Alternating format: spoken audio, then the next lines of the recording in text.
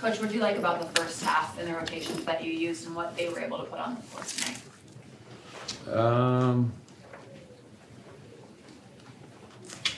I'm not sure. I'll have to watch the film.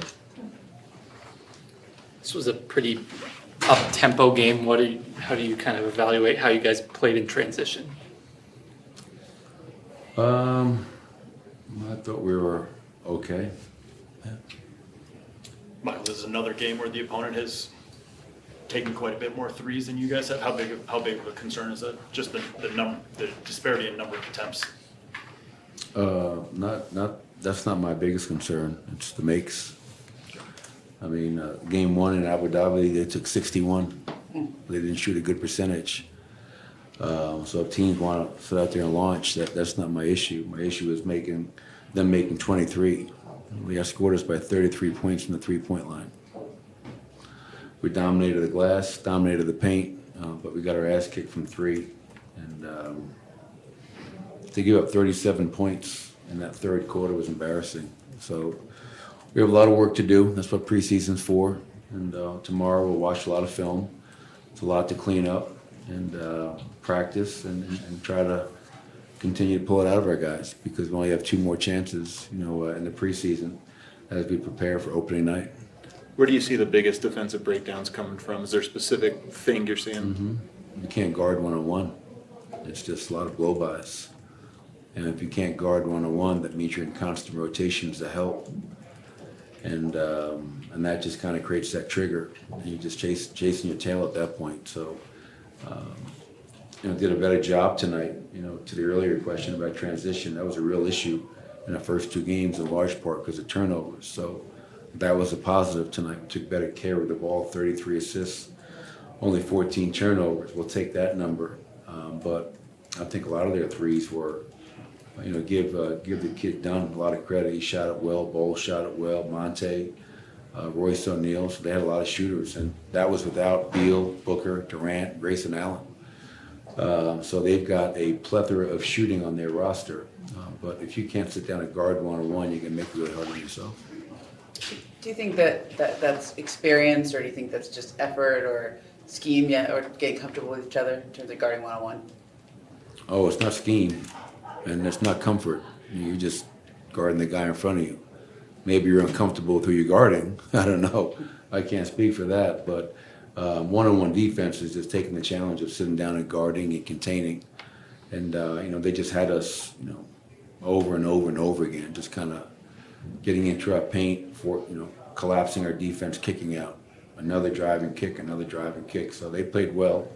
And obviously we have a lot to clean up, which you expect, but, against their second and third unit to give up 67 points in the second half is obviously very disappointing.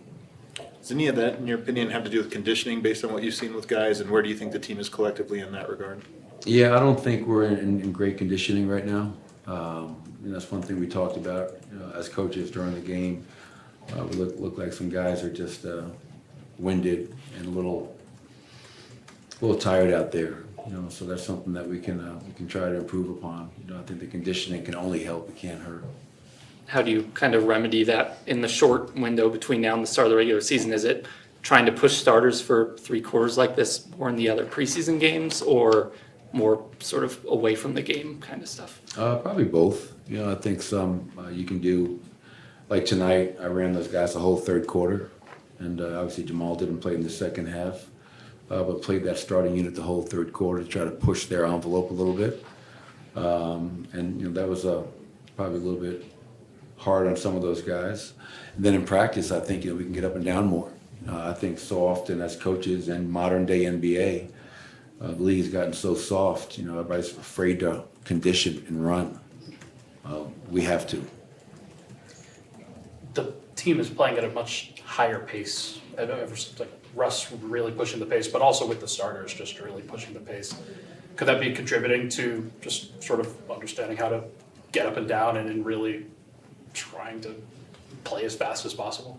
Yeah, it definitely could be. Obviously, if you're playing at a pace that maybe you're not accustomed to, it could definitely challenge your system. But we talked about trying to be a better running team this year, And to your point, Ryan, it can't be just Russell Westbrook off the bench. It's got to be everybody. The best running teams are teams that have everybody rebounding, everybody running.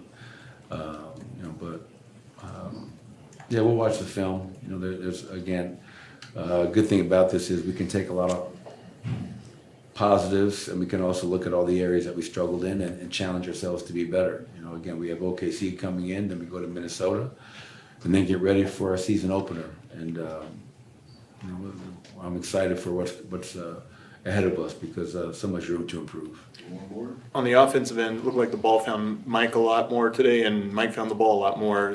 Is that something that you see being structural, or is that just his conditioning, his effort? What do you think of that? I tell you, there was a play in the third quarter, drew up an ATO for him, and his pace in that play was outstanding. I mean, talking about flying off, creating separation, and knocked down the shot. And obviously, Mike was an elite shooter. And, 8 of 13 from the field, 3 of 6 from 3. Those are very good numbers. But our issue tonight wasn't offense, as we all know. It was, I guess you could say we could have made some more threes. That would have helped. But just the defensive disposition wasn't anywhere close to being where it needs to be. All right, guys. Thank you. Appreciate it. Thank you, Coach.